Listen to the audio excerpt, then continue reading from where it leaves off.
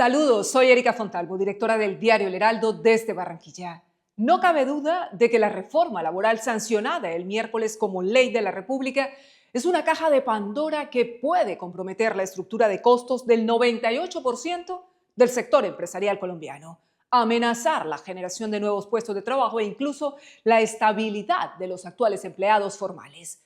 También es innegable que recoge avances importantes porque regulariza la situación de quienes laboran en las plataformas digitales, reconociendo su derecho a seguridad social, y le da vida al programa Crea Empleo, que subsidiará la nómina de empresas que contraten a jóvenes, mujeres y mayores de 50 años. Más allá del chantaje o presión del gobierno con su ilegal e inconstitucional decretazo de la consulta popular, no deja de ser un hecho político significativo que las distintas bancadas en el Senado, siguiendo el cauce institucional, hubieran podido alcanzar acuerdos, además en tiempo récord, para mejorar el texto de la resucitada reforma que se había archivado el 18 de marzo en la Comisión Séptima.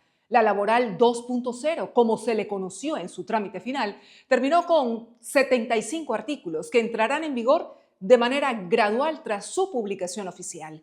Pese a su aprobación, la preocupación de sectores políticos, gremios y centros de estudios económicos se mantiene invariable.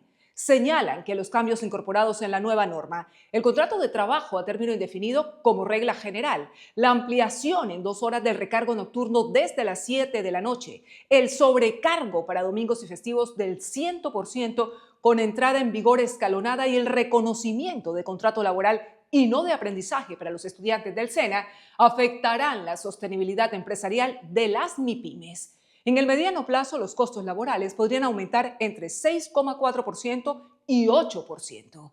Y en un escenario tan exigente para su operación o funcionamiento, pequeñas empresas, negocios familiares y emprendimientos con riesgo de inviabilidad podrían no ser capaces de asumirlos o absorberlos, así se esfuercen. Si se tiene en cuenta que de ellos depende el 79% del empleo nacional, el riesgo de congelamiento de nóminas, pérdida de trabajos, informalidad o cierres aparece ahí como una espada de Damocles. Alarmante, porque 12,8 millones de personas laboran ya sin protección social, en informalidad o precarizados. Y aún peor, ¿qué va a pasar con los miles de empleos que se están creando hoy en el país por cuenta propia? Oponerse al principio de trabajo digno y decente o a la búsqueda de más estabilidad laboral de la gente formalmente ocupada no tiene ninguna discusión.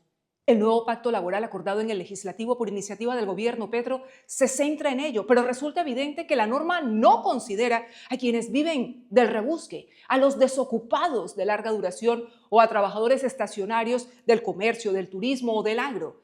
¿Quién los empleará o formalizará si esta ley hará indefectiblemente la contratación mucho, pero mucho más costosa? Ciertamente difícil. Quienes desde el oficialismo, los sindicatos o sus sectores afines celebran la recuperación de derechos laborales deben ser conscientes de que su implementación efectiva constituye uno de sus mayores desafíos.